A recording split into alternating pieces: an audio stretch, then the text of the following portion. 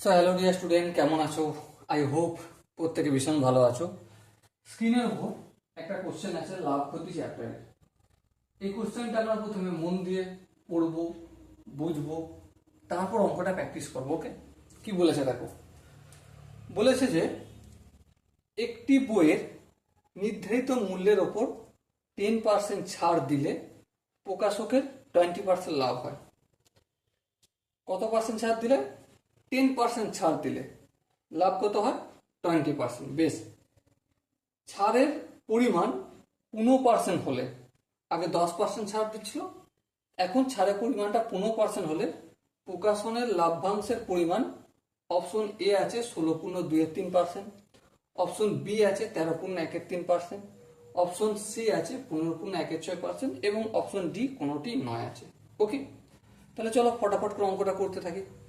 প্রথমে দেখো, আমি এমআরপি, ওই প্রোডাক্টের গায়ে যে লেখা থাকে এমআরপি না, ধার্য মূল্য, ওইটা ধরে নিচ্ছি এক্স টাকা। কত টাকা ধরে নিচ্ছি? এক্স টাকা। বেশ, তাহলে এক্স টাকা ধরছি, কিন্তু যখন দিচ্ছি কোনো ব্যক্তিকে তখন এই এক্স টাকা থেকে বিয়োগ করছি কত টাকা? এই এক্স এরই 10%, মানে এক্স এর 10%। হ্যাঁ, এবারে ক্যালকুলেশন করে দেখো, এক্স মাইনাস 10x/100, এটা যদি যোগ বিয়োগ করে কি পাবো? 90x/100 পাবো। বোঝাতে পারলাম কি? আই হোপ বোঝাতে পারলাম। এবারে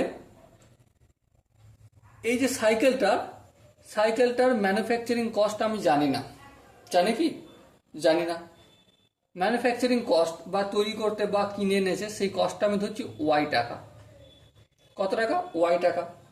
তাহলে যখন এই দামে বিক্রি করছে, এটা কি বিক্রয় মূল্য, তখন ম্যানুফ্যাকচারিং কস্টের ওপর কত পার্সেন্ট লাভ হচ্ছে? 20%। তাহলে এখানে বিক্রয় মূল্য কত পাবো? ওয়াই প্লাস ওয়াই এর 20%। সো আলটিমেট কি পেলাম? Y plus Y into 20/100। এটা ভগ্নাংশের যোগ বিয়োগ করলে কত পাবো? 120 ওয়াই/100। এবার ধ্যান দিয়ে বিচার করো। কি বিচার করবে? এটাও বিক্রয় মূল্য, হ্যাঁ, আবার এটাও বিক্রয় মূল্য, হ্যাঁ ঠিক। এই বিক্রয় মূল্যটা কখন বের করেছি? এই বিক্রয় মূল্যটা যখন এই এমআরপি থেকে 10% ছাড় দিয়েছি তখন বের হয়েছে। বের হওয়ার পর কি দেখেছি? যে ম্যানুফ্যাকচারিং যে কস্টটা না, ম্যানুফ্যাকচারিং কস্টটা কত? ওয়াই টাকা ধরেছি, এর ওপর 20% মানে এটা। তাহলে এই দুটো বিক্রয় মূল্য ইকুয়াল না ইকুয়াল নয়? অবশ্যই ইকুয়াল। ঠিক আছে, আই হোপ প্রত্যেকের বোঝা গেছে। তাহলে এই দুটোকে আমি ইকুয়াল লিখতে পারি? হ্যাঁ লিখবো, চলো লিখে দিই। 120 ওয়াই/100 ইকুয়াল টু 90 ওয়াই/100। এই 100টা অপোজিট দিকে গেলে গুণ হবে, সেই জন্য দুটোকে কেটে দিলাম ফটাফট করে। এবার দেখো, আচ্ছা আচ্ছা, এটা তো এক্স, এক্স লিখবো তো, ঠিক আছে। এবার দেখো, এক্সটা যেমন এক্স থাকলো, ওয়াইটা থাকলো, ওয়াইয়ের সঙ্গে 120টা গুণ আছে, অপোজিট সাইডে পাঠালে ভাগ করবো। হ্যাঁ, তা 90x/120, এই শূন্য কাটলো, 3 3 9, 3 4 12। সো ওয়াই ইকুয়াল টু কি পেলাম? 3x/4। বলো, এই 3x/4 এটা আমাদের কি পেলাম? ক্রয় মূল্য পেলাম, ক্রয় মূল্য পেলাম। ওকে, এই জায়গাটা আশা করি বোঝাতে পারলাম। এবারে নতুন একটা গল্প এখানে বলে দিয়েছে এরা। কি গল্প বলেছে আমি এখানে লিখছি। এই যে এমআরপি ধরেছিলাম কত টাকা? এমআরপি ধরেছিলাম এক্স টাকা, তাই না? আগে কত পার্সেন্ট ছাড় দিয়েছিল? 10%, কিন্তু এখন দিচ্ছে 15%। তাহলে বিক্রয় মূল্য এখানে কত হচ্ছে? এখানে বিক্রয় মূল্য কত হচ্ছে? এক্স মাইনাস এক্স এর 15%। তার মানে কি পাবো এখান থেকে? X minus x into 15/100। So ultimate কি পেলাম? 85x/100 টাকা। ওকে, এবারে আমাদের আনসার কি জানতে চাইছে? লাভ। তাহলে লাভ সমান কত?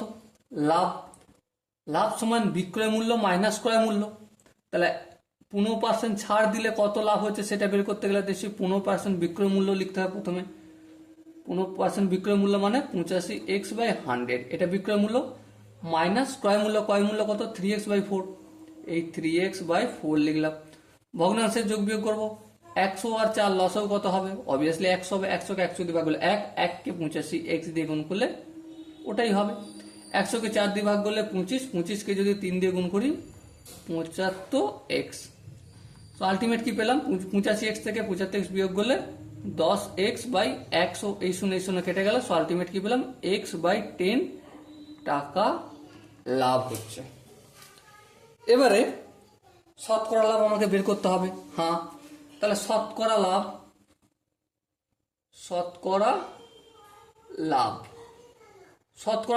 লাভটা লবে হবে x/10। আর কার ওপর লাভ, এটা কিছু বলে না, মানে ক্রয় মূল্যের ওপর। ক্রয় মূল্য কত, 3x/4 ইন্টু 100%। ওকে, এবারে দেখো x/10টা লিখবে, এখানে লিখলাম, ইন্টু, এটা ভাগ চিহ্ন ছিল, গুণ চিহ্ন করলাম, ভুল করলাম, হ্যাঁ ঠিক করতে হবে। তাহলে এটা 3x/4 ছিল, এটা 4/3x ইন্টু 100, আর এখানে যেমন পার্সেন্টেজ চিহ্ন তেমন দিলাম। এই এক্স কাটলো, হ্যাঁ, এই শূন্য কাটলো, হ্যাঁ, তাহলে কি পেলাম, 4 10 40, 40/3%। 40/3% মানে কি, 3 তেরং 39, 39 পূর্ণ 1/3%। Okay, so my dear option, এখানে যে 4টে অপশন আছে সেই অপশনগুলোর মধ্যে option B is the right option. Okay, I hope অঙ্কটার প্রতিটা স্টেপ তোমাদের স্টেপ অনুযায়ী কনসেপ্ট বুঝিয়ে বোঝাতে পারলাম। যদি কারো কোনো জায়গায় কোনো স্টেপ যদি বুঝতে প্রবলেম হয়, তার জন্য কি করতে হবে, কমেন্ট বক্স খোলা থাকছে তার জন্য। ওকে, কমেন্টে জানাও যে আমার এই জায়গাটা বুঝতে প্রবলেম হয়েছে, ঠিক আছে, তার জন্য ডেডিকেটেড ভিডিও নিয়ে আসবো। ওকে, তো দেখা হচ্ছে এরকম একটা সুন্দর সেশন নিয়ে পরের সেশনে। ততক্ষণ পর্যন্ত ভালো থেকো, সুস্থ থেকো এবং জয় হিন্দ।